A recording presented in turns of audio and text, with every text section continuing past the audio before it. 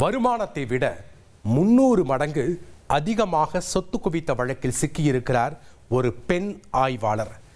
8 வருடத்தில் 5 கோடி ரூபாய் சொத்து சேர்த்த லேடி இன்ஸ்பெக்டர் சிக்கியது எப்படி?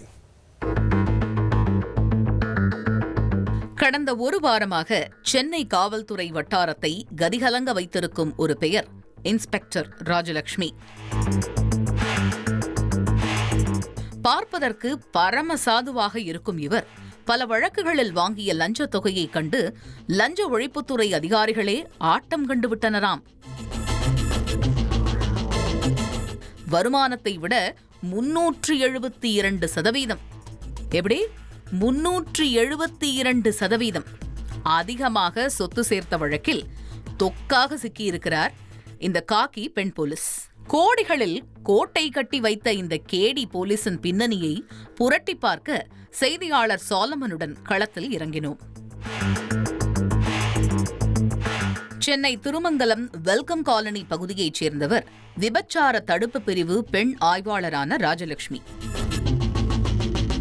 கடந்த வாரம் வெள்ளிக்கிழமையன்று லஞ்ச ஒழிப்புத்துறை அதிகாரிகள் ஆய்வாளர் ராஜலட்சுமியின் வீடு மற்றும் அவர் தொடர்பான இடங்களில் அதிரடியாக சோதனைகளை மேற்கொண்டனர்.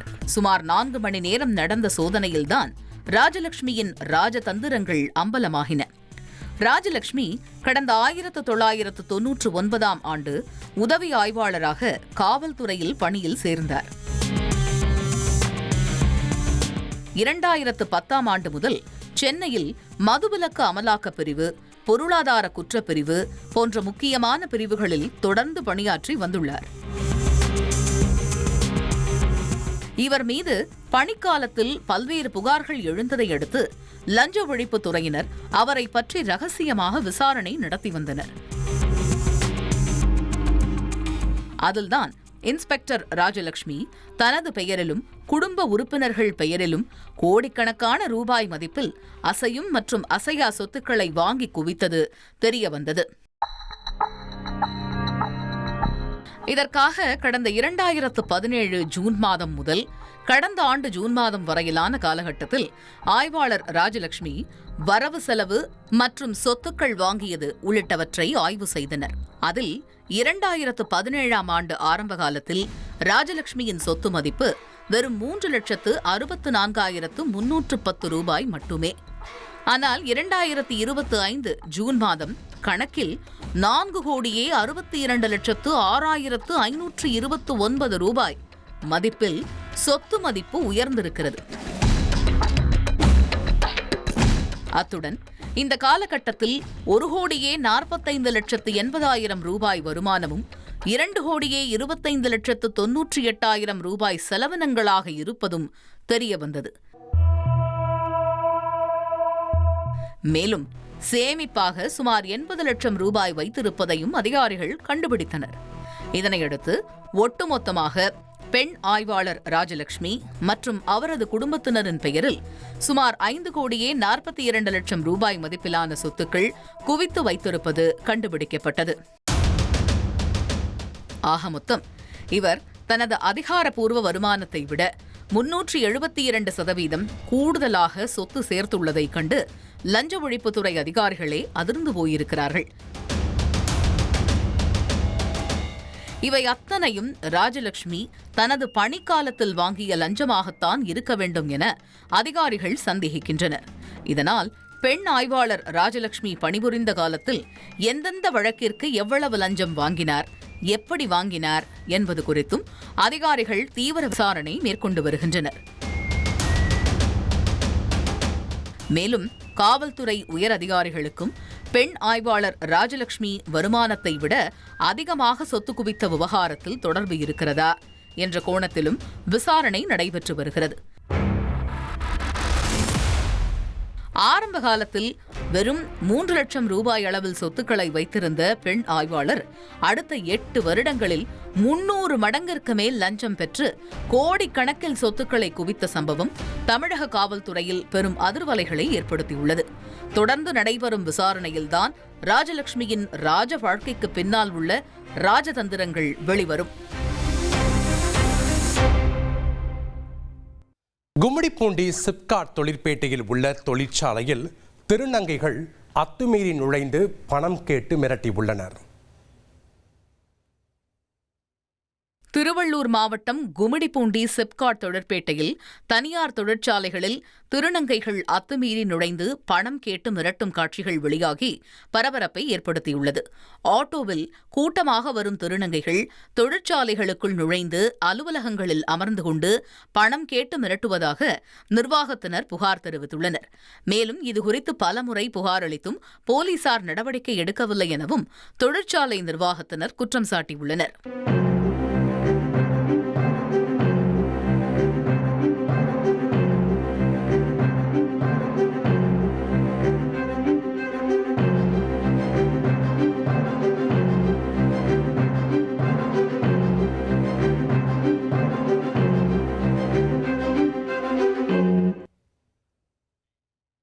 மதுராந்தகத்தில் சக மாணவர்கள் கேலி செய்ததால் மாடியில் இருந்து குதித்த 9ஆம் வகுப்பு மாணவி காயங்களுடன் மருத்துவமனையில் அனுமதிக்கப்பட்டுள்ளார்.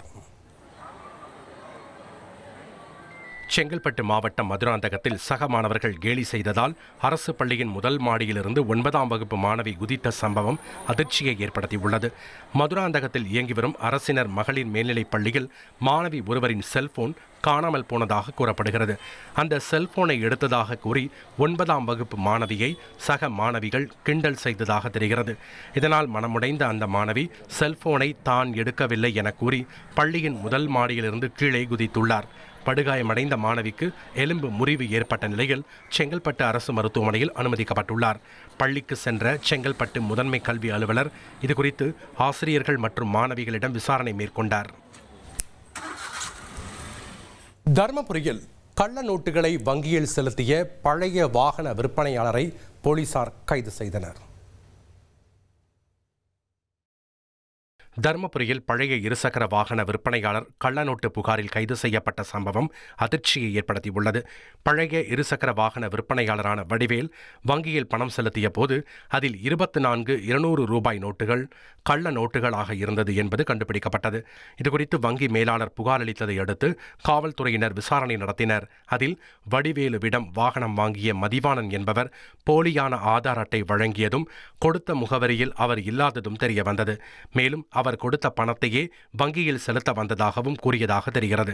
இருப்பினும் கள்ள நோட்டு வைத்திருந்ததாக வடிவேல் கைது செய்யப்பட்டுள்ளார். மதுரையில் நடைபெற்ற திருமண நிகழ்ச்சியில் தாவேகா நிர்வாகி அருண்ராஜ் கலந்து கொண்டு மணமக்களை வாழ்த்திய போது மணப்பெண் திடீரென மயங்கி விழுந்ததால் பரபரப்பு ஏற்பட்டது.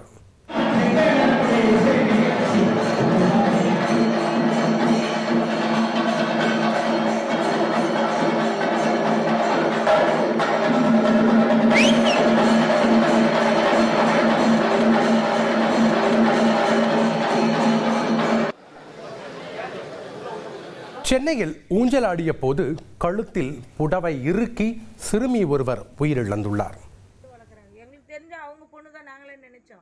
சென்னை தண்டையார்பேட்டையில் வீட்டில் சேலையில் ஊஞ்சல் கட்டி விளையாடிக் கொண்டிருந்த 10 வயது சிறுமி சேலையில் கழுத்து சிக்கி உயிரிழந்த சம்பவம் சோகத்தை ஏற்படுத்தியுள்ளது. தண்டையார்பேட்டை வ.உ.சி. நகர் அருகே உள்ள மாதா கோவில் தெருவில் பெரியப்பாவின் வளர்ப்பில் இருந்த துர்கா என்ற 10 வயது சிறுமி வீட்டில் தனியாக இருந்தபோது மின்விசிறியில் கட்டப்பட்டிருந்த சேலையில் ஊஞ்சலாடியுள்ளார். அப்போது கால் தவறி சேலை கழுத்தில் இறுக சிக்கியதால் சிறுமி பரிதாபமாக உயிரிழந்ததாக கூறப்படுகிறது. தகவல் அறிந்து வந்த போலீசார் சிறுமியின் உடலை மீட்டு அரசு ஸ்டான்லி மருத்துவமனைக்கு அனுப்பி வைத்து விசாரணை நடத்தி வருகின்றனர். நெல்லை மாவட்டம் சுத்தமல்லி அருகே மதுபோதையில் கல்லூரி வாகனத்தை இயக்கிய ஓட்டுநர் பள்ளி மாணவர்களை ஏற்றிச் சென்ற ஆட்டோ மீது மோதி விபத்திற்குள்ளான சம்பவம் அதிர்ச்சியை ஏற்படுத்தியுள்ளது. சுத்தமல்லி பகுதியைச் சேர்ந்த இசக்கியப்பன் கல்லூரி வாகனத்தை இயக்கிச் சென்ற போது மதுபோதையில் இருந்ததாக தெரிகிறது.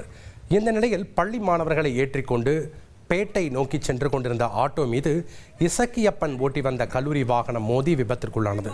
இதில் ஆட்டோவில் பயணித்த 7ஆம் வகுப்பு மாணவர்கள் 2, ஒரு மாணவி மற்றும் ஆட்டோ ஓட்டுநர் என 4 பேர் படுகாயமடைந்தனர்.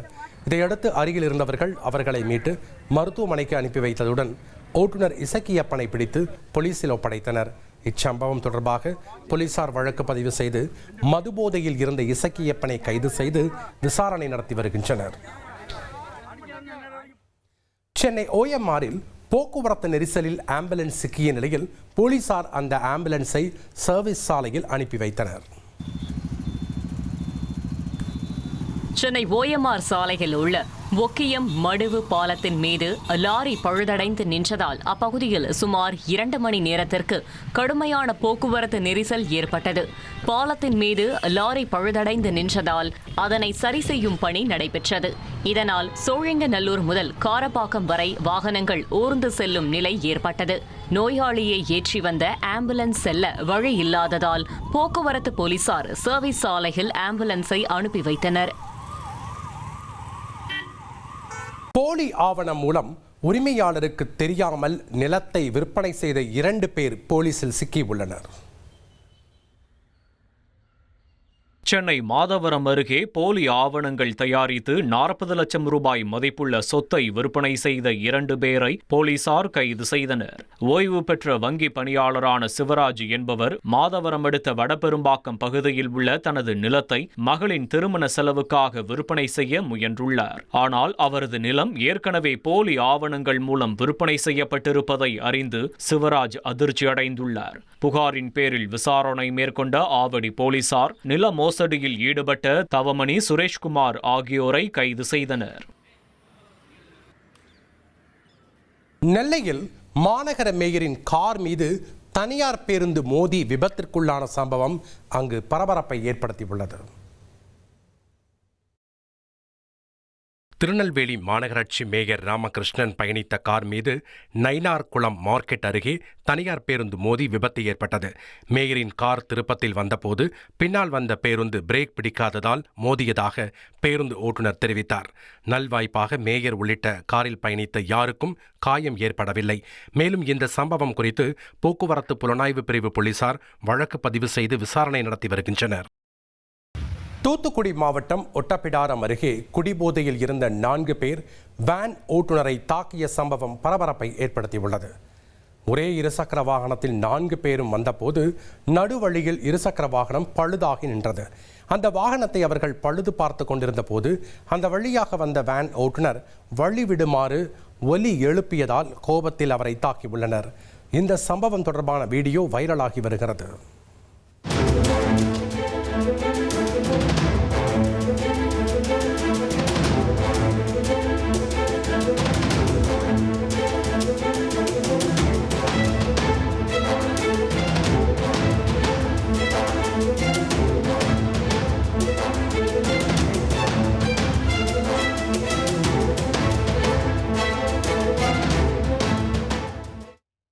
திருப்பூர் மாவட்டம் பல்லடம் அருகே முன்னால் சென்ற லாரியை முந்த முயன்ற போது மற்றொரு லாரியின் பக்கவாட்டில் கார் சிக்கி விபத்திற்குள்ளானது.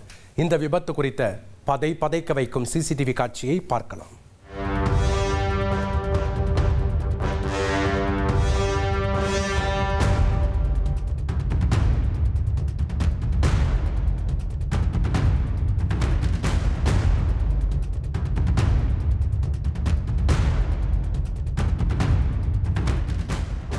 மூன்று மாத கர்ப்பிணி பெண்ணை மரம் அறுக்கும் ரம்பத்தால் துடிக்க அறுத்து கொலை செய்திருக்கிறார் இங்கொரு கொடூர முன்னாள் கணவன். விவாகரத்து கொடுத்த கையோடு மறுமணம் செய்து சந்தோஷமாக வாழ்ந்த ஆத்திரத்தில் மாஜி மனைவிக்கு மர்டர் பிளான் போட்ட IT ஊழியரின் கதை இது. கர்ப்பிணி பெண்ணை முன்னாள் கணவனே கத்தியால் குத்தி ரம்பத்தால் கழுத்தறுத்து கொடூரமாக கொலை செய்த சம்பவம் ஹைதராபாத்தையே அதிர வைத்திருக்கிறது.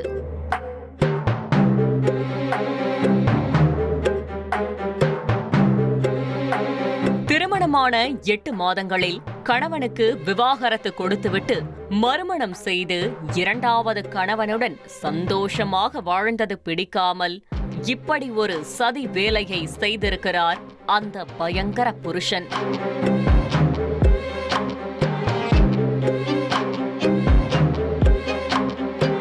கொல்லப்பட்டவர் சுனிதா. 29 வயதாகும் இவர் தெலங்கானா மாநிலம் ஹைதராபாத்தைச் சேர்ந்தவர். சுனிதா ஒரு IT ஊழியர்.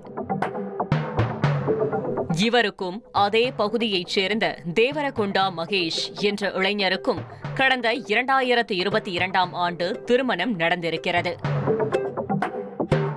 மகேஷும் IT ஊழியர்தான். இதனால் திருமணத்திற்கு பின் இருவரும் கனடாவில் செட்டில் ஆகியுள்ளனர். ஆனால் அடுத்த 8 மாதங்களில் கணவன் மனைவிக்குள் கருத்து வேறுபாடு ஏற்பட்டிருக்கிறது. ஒரு கட்டத்தில் மகேஷுடன் வாழ முடியாது என முடிவு செய்த சுனிதா அவருக்கு விவாகரத்து கொடுத்துவிட்டு வேறு ஒரு நபரை இரண்டாவதாக திருமணம் செய்து ஹைதராபாத் அடுத்த வனஸ்தலிபுரத்தில் வாழ்ந்து வந்திருக்கிறார்.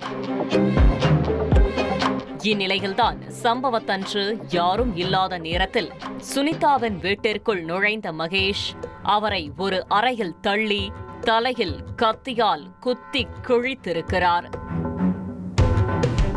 மேலும் மரமறுக்கும் ரம்பத்தால் சுனிதாவின் கழுத்தை அறுத்து துடிக்க துடிக்க கொலை செய்திருக்கிறார். சத்தம் கேட்டு அக்கம் பக்கத்தினர் ஓடி வந்தபோது பாத்ரூமுக்குள் சென்று பெட்ரோல் ஊற்றி வீட்டையே கொளுத்த போவதாக அச்சுறுத்தியுள்ளார். உடனே போலீசாருக்கு தகவல் கொடுக்கப்பட்டிருக்கிறது. விரைந்து வந்த காவல்துறையினர் சாதுரியமாக வீட்டிற்குள் நுழைந்து மகேஷை தடுத்து நிறுத்தினர். பின் இரத்த வெள்ளத்தில் கிடந்த சுனிதாவின் சடலத்தை மீட்டு உடற்கூராய்விற்காக மருத்துவமனைக்கு அனுப்பி வைத்த போலீசார் மகேஷை கைது செய்து காவல் நிலையத்திற்கு அழைத்து சென்று விசாரணை நடத்தியுள்ளனர். அதில்தான் முன்னாள் மனைவியை இப்படி கொடூரமாக கொன்று போட்டதற்கான காரணம் தெரிய வந்திருக்கிறது. சுனிதா மகேஷுடன் வாழ பிடிக்காமல் விவாகரத்து மட்டும் கொடுக்கவில்லை, மகேஷுக்கு எதிராக குடும்ப வன்முறை புகாரும் கொடுத்திருக்கிறார். அதன் பேரில் மகேஷுக்கு லுக் அவுட் நோட்டீஸ் அனுப்பப்பட்டிருக்கிறது. இதனையடுத்து மகனின் வாழ்க்கை இப்படி அலங்கோலமாகிவிட்டதே என்ற விரக்தியில் மகேஷின் தாய் மனம் நொந்து மரணித்திருக்கிறார். அதுவரை கனடாவில் இருந்த மகேஷ் தாயின் இறுதி சடங்கிற்காக சொந்த ஊருக்கு வந்திருக்கிறார். இந்த விஷயம் தெரிந்த அதிகாரிகள் மகேஷின் பாஸ்போர்ட்டை பறிமுதல் செய்து அவர் மீண்டும் கனடா செல்வதற்கு தடை போட்டிருக்கிறார்கள். இதனால் சில மாதங்களில் மகேஷின் கனடா வேலையும் பறிபோயிருக்கிறது. ஒருபுறம் தாயின் மரணம், மற்றொரு புறம் பறிபோன வேலை என கடும் மன உளைச்சலுக்கு ஆளாகியிருக்கிறார் மகேஷ். இதற்கெல்லாம் காரணம் சுனிதாதான் என்று நினைத்திருக்கிறார். அத்துடன் மகேஷ் யாருமில்லாமல் நிர்கதியாய் தவிக்க சுனிதா மட்டும் மறுமணம் செய்து கொண்டு இரண்டாவது கணவனோடு சந்தோஷமாக வாழ்ந்தது அவருக்கு ஆத்திரத்தை கிளப்பியிருக்கிறது. இதனால் சுனிதாவை தீர்த்து கட்ட முடிவு செய்திருக்கிறார். அதன்படி கத்தி, மரமறுக்கும் ரம்பம், பெட்ரோல் என கொலைக்கு தேவையான ஆயுதங்களை வாங்கியிருக்கிறார் மகேஷ்.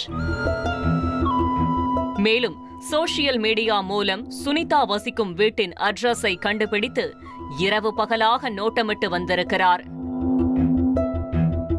அதன்படி சம்பவத்தன்று சுனிதாவின் கணவன் வெளியே சென்ற பிறகு வீட்டிற்குள் நுழைந்து இப்படி ஒரு வெறியாட்டம் ஆடி முன்னாள் மனைவியை கொன்று போட்டிருக்கிறார் மகேஷ். கொல்லப்பட்ட சுனிதா 3 மாத கர்ப்பிணியாக இருந்தார் என்று அவரது இரண்டாவது கணவர் கூறியதாக போலீசார் தரப்பில் சொல்லப்படுகிறது.